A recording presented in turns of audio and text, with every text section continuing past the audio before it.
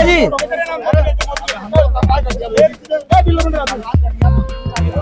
ओ भाई क्या हो गया?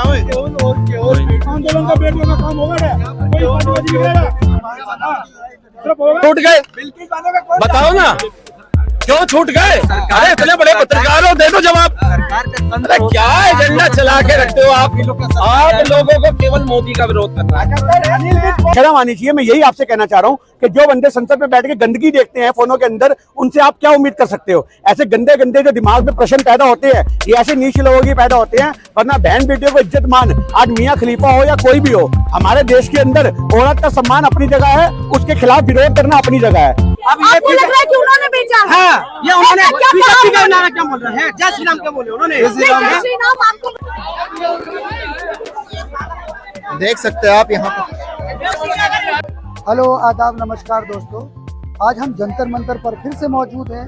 यहाँ पर धरना प्रदर्शन चल रहा है। रेसलर ये मांग कर रहे हैं कि जल्दी से जल्दी बृजभूषण की गिरफ्तारी हो, लेकिन अभी तक बृजभूषण की गिरफ्तारी नहीं है। मामला बहुत गरमाया जा रहा है। यहाँ पर बहुत सारे राजनीतिक लोग भी आ गए हैं और यहाँ पर मुद्दा बहुत ज़्यादा गर्म है। देखते हैं क्या वो बात कर रहे हैं। यहाँ पर समाजी सेवक भी आए हुए हैं, लोग दूर दूर से आए हुए हैं इसकी सपोर्ट करने के लिए। तो देखते हैं यहाँ पर क्या बात कर रहे हैं। चलिए हम सुनते हैं उनसे ही। प्रोटेक्शन लड़की की, चाहे वो आपके घर की हो, मेरे घर की हो, किसी के भी घर की हो, बात ये है ना, सिर्फ इसी के लिए बात है। तो इसी पे बात रहे, इस पे चर्चा रहे, ये सही नहीं है। पार्टियां क्यों फंसे? पार्टी को इन्वॉल्व मत करो। कांग्रेस भी आ रही है, सब आ रही है, तो सब में ही है। पार्टियों के आने से ही समर्थन होगा। तो आप और मैं आम आदमी क्या कर रहा है? देश के लिए क्या कर रहे हैं यार? अच्छा, मैं ये कहना चाह रहा हूँ, अच्छा ये बताइए, सरकार ये क्या करती है? जो कानून व्यवस्था वो किसके हाथ में है? किसके हाथ में है? सुनिए, मेरी बात सुनिए सर। सरकार किस दोनों के हाथ में है सर। ऑड इवन चलता है, ऑड इवन चलता है। बीजेपी को, आम आदमी पार्टी ऑड इवन चलाती है और पुलिस का काम है ना उसको चलाना। कल पुलिस करती है ना उसका काम। सुनिए जी, नेता राजगब्बर सिंह आए थे, हमसे पूछो, हाई कोर्ट किसके फोन कर ले जाएंगे ना? बताइए, किसको? मोदी जी क्यों नहीं करेंगे? गिरफ्तार करो मोदी जी। ये पहले निष्कर्ष पे तो आ जाओ। पहले मुझे ये पूछो कि ये पूछने आए कि वो क्यों नहीं कर रहे FIR तो इन्होंने तो भरोसा नहीं है। मतलब आपको कानून व्यवस्था पे भरोसा नहीं है? नहीं है, हमें कोर्ट पे भरोसा है ना। भरोसा नहीं है हमें कानून। सुनिए, अगर कानून पर भरोसा होता ना तो कानून इसको अरेस्ट कर लेता। इनको अरेस्ट करते, क्यों नहीं कर रहे अरेस्ट? इनको अरेस्ट कौन है? कौन? प्रूफ तो होने दो, वेट तो करो। अरे यार, इतने दिन प्रूफ होगा, कब तक प्रूफ होगा? अगर मैं केस कर दूं तो भैया मेरी बात सुनो, 15 दिन हो गए, अभी तक प्रूफ नहीं हुआ। देखिए, मैं इनके खिलाफ बोल दूं सबके दायरे में, आपके खिलाफ बोल दूं सबके दायरे में, उठा थोड़ी ना लोगे। ऐसा है, अगर मैं कल कोई केस कर दूं तो पुलिस जांच नहीं करेगी, डायरेक्ट उठा लेगी और जाके थाने में बंद कर देगी, और रिमांड में लेते, उसके बाद उसका फिर अरेस्ट करती है। ये नहीं है, जब पुलिस अब पता चल गया केस है, उनको लिख के दे दिया, FIR दर्ज होगी, तो उसको अरेस्ट करना चाहिए नहीं? और कोर्ट में उनको पेश नहीं किया, पेश क्यों नहीं किया उन्होंने? जब कोर्ट ने आदेश कर दिया तो उसको अरेस्ट करना चाहिए, नहीं करना चाहिए? और कोर्ट जेल में क्यों नहीं डाला? जब ये मुझे पता है राजनीति, ये बोल रहे हैं कि राजगब्बर सिंह कल आए थे, वो सपोर्ट समर्थन के लिए आए थे, उनको भी सपोर्ट कर दिया कि वो भी उनको राजनीति खेलने के लिए चले गए। राजगब्बर जी को भी बोलते राजनीति खेलने चले गए। ये हर एक कोई नेता है, उनको भी राजनीति बता रहे हैं ये लोग। समर्थन और राजनीति, बीजेपी की तरफ से कोई ट्वीट नहीं आया, बीजेपी की तरफ से कोई ट्वीट नहीं है। क्यों नहीं आया? क्योंकि वो अपने कर्नाटक में जाके ट्वीट लिख रहे हैं, कर्नाटक में जा रहे हैं। मेरा भाई दुबई में रहता है, ठीक है जी।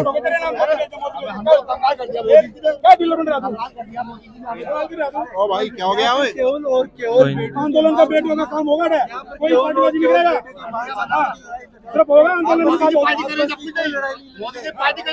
आपस की कोई लड़ाई नहीं लड़ी जाए। सब आंदोलन के लिए आए, आंदोलन की बात करो, बस आंदोलन की बात करो। शर्म आनी चाहिए। मैं यही आपसे कहना चाह रहा हूँ कि जो बंदे संसद में बैठ के गंदगी देखते हैं फोनों के अंदर, उनसे आप क्या उम्मीद कर सकते हो? ऐसे गंदे गंदे जो दिमाग में प्रश्न पैदा होते हैं, ये ऐसे नीच लोगों की पैदा होते हैं। वरना बहन बेटियों को इज्जत मान, आज मियाँ खलीफा हो या कोई भी हो, हमारे देश के अंदर औरत का सम्मान अपनी जगह है, उसके खिलाफ विरोध करना अपनी जगह है। पर आप औरत की मर्यादा से खेलो, औरत के चरित्र को टारगेट करके उससे खेलो, तो ये औरत का चरित्र हरण होता है। और इसके लिए ऐसे नेताओं को भी दोषी मानना चाहिए और जेल में बंद करना चाहिए।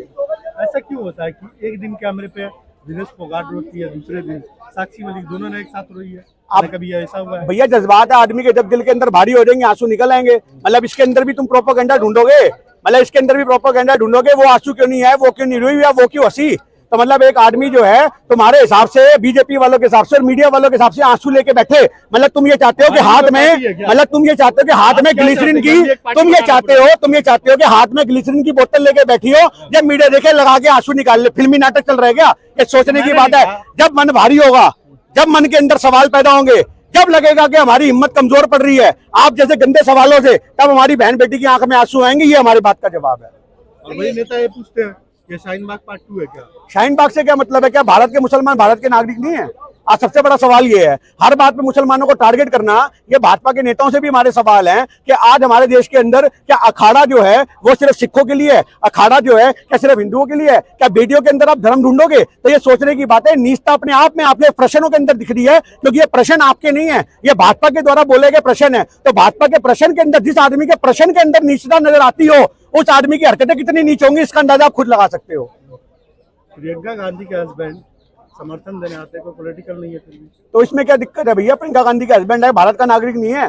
मैं तो कहता हूँ हर भारत के नागरिक को समर्थन देने की जरूरत है। हम तो इंतजार कर रहे हैं मोदी कब आएगा, हम तो इंतजार कर रहे हैं अमित शाह कब आएगा, हम तो इंतजार कर रहे हैं कि बुलडोजर बाबा कब आएंगे, हम तो उनका इंतजार कर रहे हैं। शायद उनके आने से एक ही दिन के अंदर मिनटों में आंदोलन खत्म हो जाए, बहन बेटियों को न्याय मिल जाए, पर वो लोग कभी नहीं आएंगे। वो लोग ये तो बोल सकते हैं विनेश निराश होने की जरूरत नहीं है। जब मेडल जीत के आते हैं तो खिलाड़ी से चाय पे चर्चा करते हैं, प्रधानमंत्री कहते हैं विनेश तो हमारे परिवार की है, निराश होने की जरूरत नहीं है। और आज 15 दिन से बेटी यहाँ पे निराश बैठी है और वो दादा वो पापा पूछने नहीं आता। सोचने की बात है, जिसको अपनी बेटी कहता है, आज तेरी बेटी के जंतर मंतर पे आंसू निकल रहे हैं और तू पहुंचने नहीं आता, तो कहाँ गए 56 इंच, शुक्र के 35 रह गए, 34 रह गए, 28 रह गया। ये सोचने की बात है कि हमारे देश के नेता सिर्फ छाती चौड़ी कर सकते हैं मीडिया के आगे। याद रखना अब ये बात, जब बहन बेटियों के इंसाफ की बात आएगी तो इनकी छाती इतनी भिड़ी रहती है कि इंची टेप भी कोलोश कर करके देखना पड़ता है कहाँ दिख रहा हमें।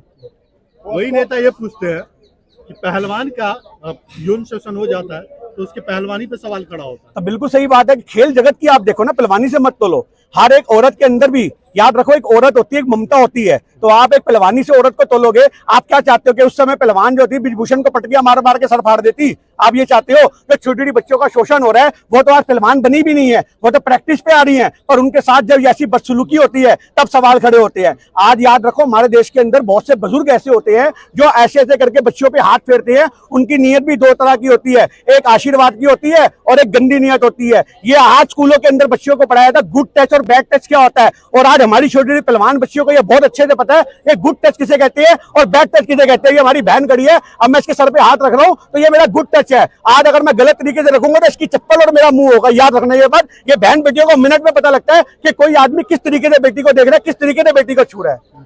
वही नेताजी पूछते हैं रहना खाना पीना सोना रॉयल होटल में, जंतर मंतर पे क्या सिर्फ रोने के लिए आते हैं? भैया आज हमारे देश की बहन बेटियां नहाने धोने के लिए कहाँ जाएंगी? अपने खर्चे से जा रही है, मोदी जी से मांग रही है, मोदी जी के नाम पर्चा फाड़ दिया।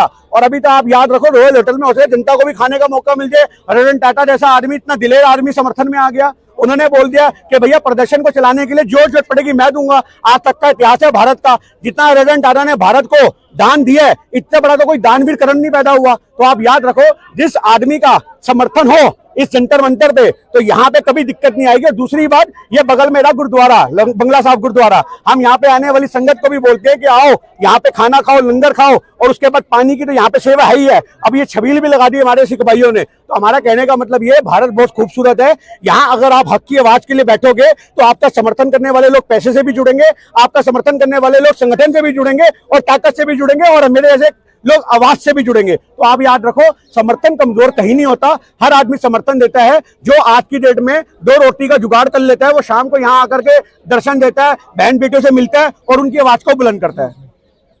सुप्रीम कोर्ट हाई कोर्ट को साइड करके खाप पंचायत अब इंसाफ करेगा? सुप्रीम कोर्ट ने तो बोल दिया, हाई कोर्ट के मामला डाल दिया।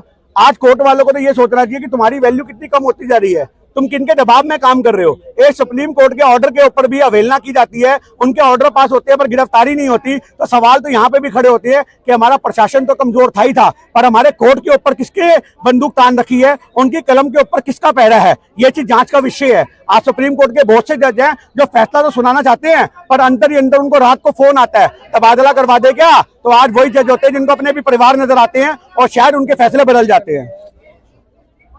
हर बार आप लोग को ये क्यों लगता है कि अगर आपकी तरफ से सवाल ना उठाया जाए तो गोदी मीडिया खरीद लिया गया, बिक गया वो। हमने तो आपको गोदी मीडिया कभी कहा ही नहीं, हम तो नेशनल मीडिया गोदी मीडिया कहते हैं, और उनको हम तो नहीं कहते। भाई ने हमें कहा। हाँ जी, अभी ऑफ कैमरा पहले भाई ने कहा। देखो आप गोदी मीडिया इसलिए कहा जाता है कि आप यहाँ से सवाल तो ले जाते हो पर अपने चलाते नहीं हो। आप याद रखो, आप लोग उसकी काट छाट करते हो। हमने तो कोई बहन बेटी की गाली नहीं दी, हमने तो कोई अश्लील बात नहीं करी। यहाँ इतनी पब्लिक खड़ी हुई है, अगर मैं कुछ गलत बोलता तो बहन मेरे साथ खड़ी यहाँ पे आपको नजर ना आती, पर आप लोग उसमें से वो पार्ट काट काट के चलाते हो जिसमें आपको फायदा मिले और पर जो आंदोलन कमजोर हो। कुछ ऐसे चैनल भी हैं, आप जैसे ईमानदार चैनल है जिन्हें हम बाइट देते हैं, ऐसों को तो हमने बाइट देना बंद कर दिया। जितने यहाँ पे इस समय चैनल खड़े हैं इनका मैं समर्थन करता हूँ, पर कुछ चैनल ऐसे भी हैं, याद रखो मेरी बात, कुछ चैनल ऐसे भी हैं कि जब यहाँ पे आजादी के नारे लगे थे उसी दिन नजर आए थे। तो सोचना पड़ेगा, क्या वो डफली वालों के साथ में आए थे? आप समझो वो तहकीकात का मुद्दा है। क्या वो डफली वालों के साथ में आए थे जिन्होंने यहाँ पे आजादी के नारे लगाए? उसके बाद वो बहन बेटियां जो प्रश्न पूछ रही थी वो दोबारा नजर नहीं आई। तो आज हमारे को कहीं ना कहीं यहाँ पे खड़ा होता है सवाल कि सोशल मीडिया में भी कुछ गोदी मीडिया के चैनल हैं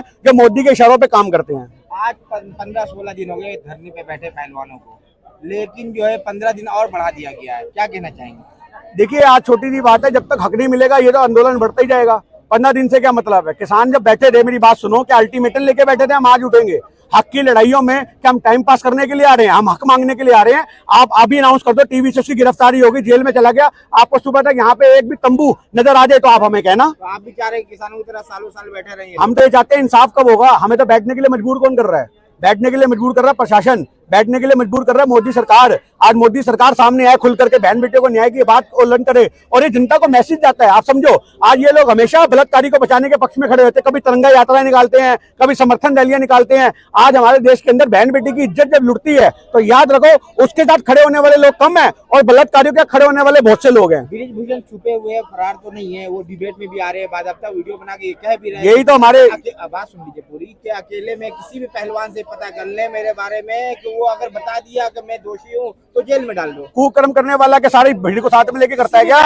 आप याद रखो, अरे पहलवान को छोड़ो ना, अब आदमियों का शोषण करेगा क्या? आदमी से प्यार हो गया, अब ये काम करेगा ब्रिजभूषण? तो आज जहाँ पे उसका आंखें डोलेंगी वही तो मटकाएगा। आप इस चीज को भी समझो ना। तो आज हमारे देश के अंदर आप चाहते हैं कि पहलवानों से भी गले लगे और वो किसी और कैरेक्टर में चला जाए। तो आज हमारे देश के अंदर कहने का मतलब ये है कि ब्रिजभूषण जैसे जो लोग होते हैं इनको सोचना चाहिए, और कुकर्म करने वाला आदमी बंद कमरों में कुकर्म करता, खुले में नहीं करता। आखिरी में एक बात कहना चाहूंगा, आपकी नेता जो है प्रियंका गांधी का तुलना मियां खलीफा से करना कैसा है आपके नजर में? देखिए आज बहन बेटियों की इज्जत करनी जिनकी फितरत ही ना हो, ऐसे नंगे लोगों को क्या कहा जाए? हम तो आज ये कहते हैं कि स्मृति ईरानी पे पोस्ट बड़ी वायरल हो रही है। मैंने तो अपने ट्विटर पे, मैंने तो अपनी फेसबुक पे, इंस्टा पे भी डाली कि भैया आपको ये सवाल करने का हक नहीं है। बहुत से लोग समाज के ऐसे जो स्मृति ईरानी पे सवाल खड़ा करते हुए कह रहे हैं कि इसकी शादी फलानी डेट को ही अक्टूबर में बच्चा हो गया, तो ये तो 7 महीने भी पूरे नहीं हुए, कैसे हो गया? तो आज सोचने की बात है। हम एक ही बात कहते हैं कि महिला है, महिला के सम्मान से छेड़छाड़ करने का किसी को अधिकार नहीं है। आप याद रखो, क्या आज उसने बच्चा 7 महीने में पैदा किया, 8 महीने पैदा किया, ये राजनीतिक विषय नहीं है, ये उसकी निजी जिंदगी है। तो किसी भी आदमी की निजी जिंदगी को, किसी भी आदमी की निजी जिंदगी को खोलने का हक नहीं है। मैंने बात भी कह दिया आप लोगों ने। हाँ तो बोलूंगा तो सही ना, उन लोगों को मैसेज आपके चैनल से मैसेज कैसे जाएगा? जब भी तो जाएगा। आज मेरी ट्विटर की रीच, आज हमारी ट्विटर की एक रीच है, आज हमारी इंस्टाग्राम की एक रीच है, पर आपके अगर चैनल के माध्यम से ये बात ज्यादा लोगों तक जाए तो शायद लोग सुधर जाएंगे। क्योंकि आज कोई भी राजनीतिक पार्टी हो, सामाजिक पार्टी हो, मैं कहता हूँ आज हमारे देश में एक वेश्या का भी सम्मान होता है। और आप एक संवैधानिक पद पे बैठी औरत के खिलाफ अगर कुछ बोलोगे, चाहे वो प्रियंका गांधी हो, स्मृति ईरानी हो, गिन्नी सानी जरूर विरोध करेगा। मैं ये कह रहा हूँ, आप इतने पत्रकार थे जब यहाँ आजादी के नारे लग रहे थे, ब्राह्मणवाद से आजादी, जातिगत नारों का यहाँ पे आकर के इस आंदोलन को खराब करने का प्रयास किया गया, उसके लिए आपने क्यों नहीं आवाज उठाई? आप बताओ, बजरंग दल उन्माद नहीं फैलाती, लोगों को मारना पीटना? 14 फरवरी के दिन सेवा सुरक्षा संस्कार बजरंग दल का नारा है। ये संस्कार है, आप मारते हो उन लोगों को? जिनके संस्कार, हाँ बता रहे, जिनके संस्कार गलत थे वो थी Simmi, student for Islamic movement of India, वो थी PFI, समझे? लेकिन तुम्हारे अंदर हिम्मत नहीं है, एजेंडाबाजी लोग हो तुम, एजेंडा चलाते हो, तुम्हारा दर्द उठा है। जब तक केरला स्टोरी जैसी सत्य आधारित मूवी बन के आती है, दर्द उठता था तुम्हारे देश की एक बेटी जाकर के अपने सिनेमा हॉलों में उस पिक्चर के माध्यम से सत्य को जान रही है। कहाँ थे आप लोग? आप ही लोग उस मूवी का विरोध करने पहुंच जाते हो। अरे हम देखते हैं, हमारे चक्षु फूट नहीं रही है, देश की जनता से देखती है, सब जनता हुआ है वो गलत हुआ है, लेकिन आपको मारने का हक कौन दिया? दलाल नहीं थे, देश का गद्दार थे वो, जो साले यहाँ के ना भारत के लिए तुम्हारे कुछ नहीं होगा,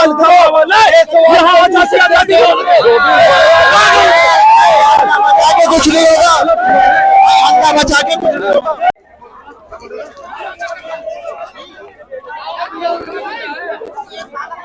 देख सकते हैं आप यहाँ पर बेटी के साथ में होता तो ये बात होती क्या? ये बीजेपी के गुलाम बन गए ये लोग। देखिए बीजेपी के समर्थन यहाँ पर आए पड़े, बीजेपी के समर्थन को पकड़ के ले जाए। यहाँ पर देख सकते हो आप बजरंग दल के यहाँ पर लोग आए हुए हैं।